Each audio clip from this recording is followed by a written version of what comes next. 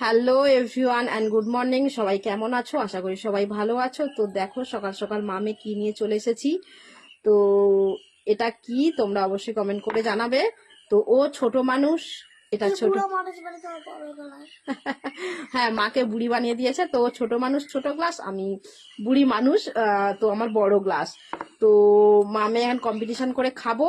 তো এর মধ্যে কি খাচ্ছি আমরা সকাল সকাল, তো তোমরা অবশ্যই কমেন্ট করে জানাবে। তো মামা ধরো, মুখটা বাংলার পাঁচ কেন?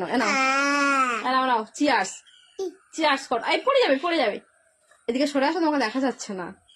চিয়ার্স। তো নাও স্টার্ট, 1 2 3 স্টার্ট।